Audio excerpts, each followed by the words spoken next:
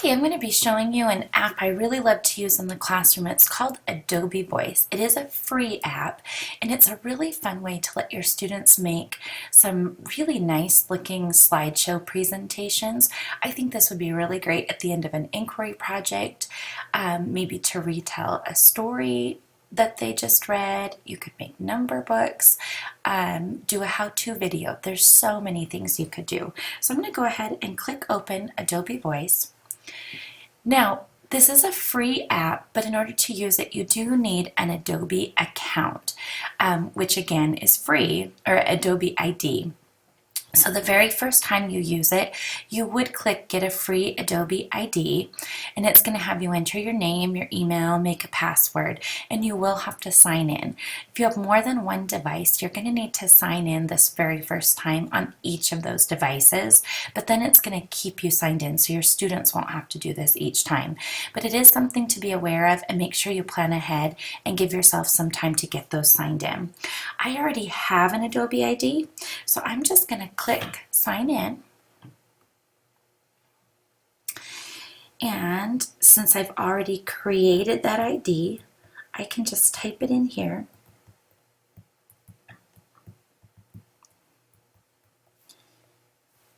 and my password and sign in. So it will take you just a couple of seconds to do this on each iPad. Once I'm signed in, what I want to do is create a new story. And here is where I would have your student just type in a quick title about what the story is about. I'm going to go ahead and just use spring as an example and then say next. It gives me this little wheel here. It does have some neat prompts on some of these, like a hero's journey, tell what happened, that I think would be great with older kids. Younger kids aren't going to be able to read those prompts, so I usually just have them start with make up my own. And what I do is make a storyboard ahead of time that they could use to plan out their story on paper, and then they could come in here and build that. So you'll see that there are some options up here. There's a layout, there's themes, there's music. Students can add items just by clicking this plus sign. They can put in icons, which are little stickers. So if I click here, maybe I want to look for rain, because we're talking about spring. And I see that I can find these cute little rain clouds that I could add in here. I could also search for photos. I can add text.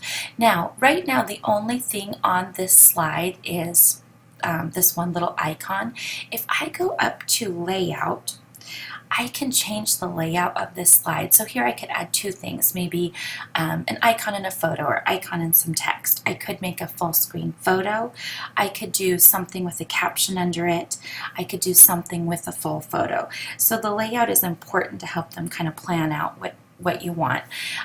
So typically, I would have them add probably two things, so that there's an icon or a photo, and then they're adding text. So I'm just going to say, it is rainy. Period. Done.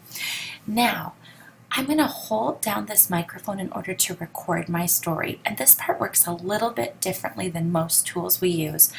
I need to hold it down the whole time I'm recording, and then when I'm done, I lift up and it stops recording. It also doesn't do a countdown like most kids are used to, so as soon as they click that microphone, it's going to start recording. So make sure that you tell them to use their storyboard or to just gather their thoughts ahead of time so they know what they're going to say. And I'm just going to read in my sentence.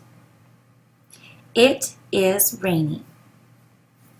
I'm ready to make a new slide, so I'm going to go ahead and click the plus sign. Now on this one, I'm going to practice inserting a photo. So I'm going to click here. I can do a search and see what kind of photos they have. So maybe I want to say rainbow, and I would have an anchor chart or a word wall or something to help them with this part. And then you'll see that it will come up with some possible images. So I could just click one and insert that. I can also use my camera to take a picture. So if there's something you have them working on or a book that they've just read and you want them to just take a photo, they can do that. You can also search the camera roll of your iPad. So if you had them make something ahead of time, some kind of illustration or picture, you can go ahead and just get that right off of the iPad and include that as well. Another thing that you could do is use the themes, which is up here by layout, and this allows the kids to customize the look. It'll change the kind of the whole look of it, what the fonts are like, what the colors are. So here's a colorful one. Lots of different themes that you could choose from, so they can customize it that way. They can also change music, because when this is done, it plays with this really nice music in the background. So they can change the music here. Let me go ahead and try to turn up my volume. See if you can hear the music.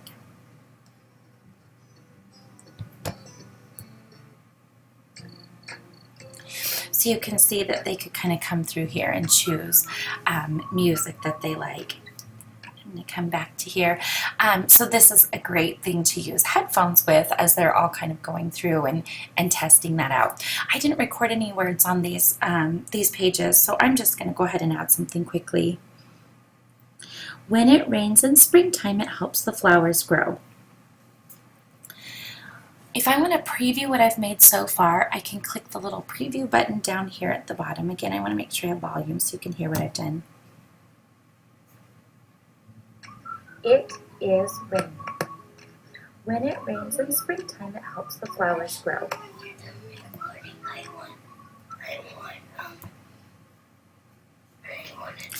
When they're all done, students can easily share this using the button up at the top. If you share it to the camera roll, it's going to then just be living on the iPad, which would make this really super easy to share out using Seesaw or another tool.